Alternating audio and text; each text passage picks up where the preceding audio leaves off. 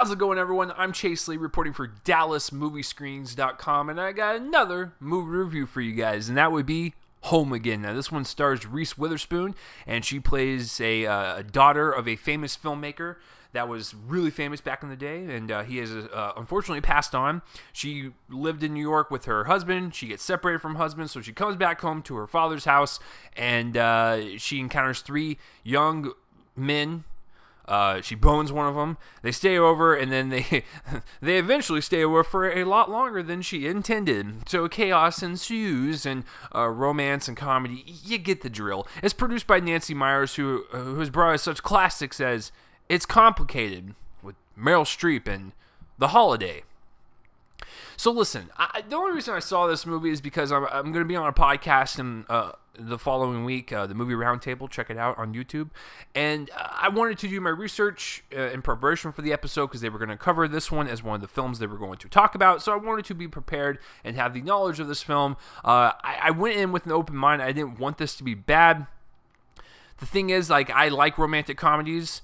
500 Days of Summer, a little bit more clever on the romantic comedy drama, and then I like even kind of sappy, cheesy ones, like He's Just Not That Into You. I don't know why I'm not into that, but I like that movie. It really depends. If you try to do something kind of different and kind of mix up the formula of a romantic comedy and not make it so stale, then I will adhere to it a little bit better. But like I said, I don't want to be a hypocrite because I do like kind of the cheesy ones. It's just a matter of how it's presented. This is not one of them. It's a terrible film. So let's get real and break this down. Listen, I understand that Reese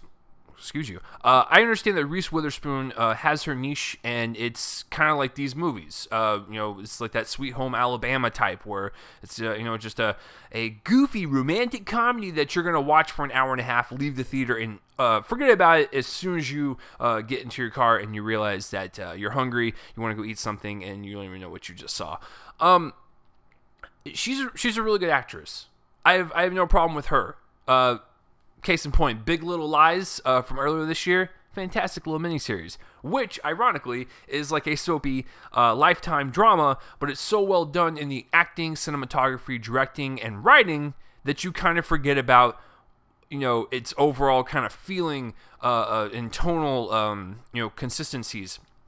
This pretty much just plays out like cinema junk food, where it doesn't try anything new, it plays it safe, and it just does its thing, and then it just ends. Nothing's really resolved. It's just kind of like, well, didn't that make you feel good? Had a couple laughs. Like that romance? Make you feel good? And then the movie just tells you to F off. I think the biggest problem with this film is, one, it's not challenging, but two, it focuses on the wrong things. There is a romance between Reese Witherspoon and one of the guys that ultimately stays with her and her family, which is awkward. That romance is sappy Lifetime garbage, and that's the stuff I hate. What was interesting about the film were the side characters of these three gentlemen that lived with her trying to make it in Hollywood. One was an actor, one was a writer, and one was a director. They were charming. They were likable. They were determined. They attended meetings. I found that stuff interesting.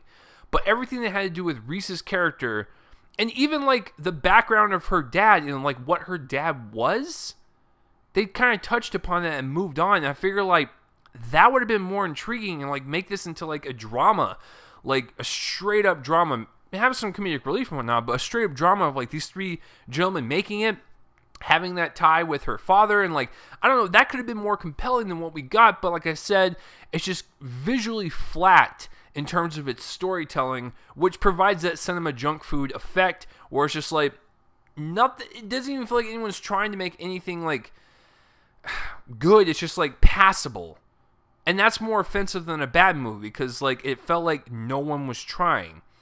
I didn't feel like there was any direction in this movie because the visual tone of this film is like overblown white, mental hospital looking type of film. So it makes you feel good. It's bright, it's happy, it's colorful, and it's like, no, it just makes you look stale and lazy and just completely void of any type of spark or creativity in this film. And it just reeks of mediocrity, and I absolutely hate that. The performances are fine, I guess. They're, like I said, they're passable. The Three Gentlemen are fine. Like I said, I like their characters and their story, but like the performances are fine.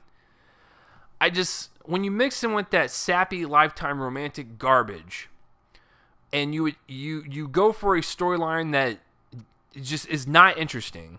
You pedal to like the lowest common denominator of humor, like that weird kind of like slapsticky, like, oh, I can relate to that type of deal. I don't care. I'm not the core audience for this. It's just not my thing.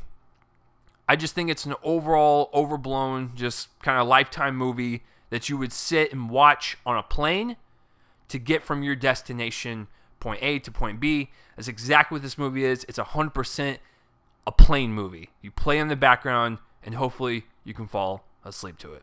So besides Reese Witherspoon's slight commitment to this, and, the Three Gentlemen doing the best they can, I'm not going to give it a full-blown F, because at least they were slightly trying, but the filmmakers behind it just continued to give you this, like, just the safe stuff. And I'm sick and tired of it, but this is going to make money, so it doesn't matter what the hell I say. So I'm going to give Home Again a straight-up D. So what did you guys think of Home Again? Have you even heard of it? Please comment in that place with my face and let me know. And please tell me that I'm wrong, because I love it when you guys just straight up just tell me to F off in the comments. I absolutely love it. So, yeah, so that will do it for this review, guys. I'm Chase Lee reporting for DallasMoviescreens.com, and tune in next time for whatever I review next. I will see you guys later.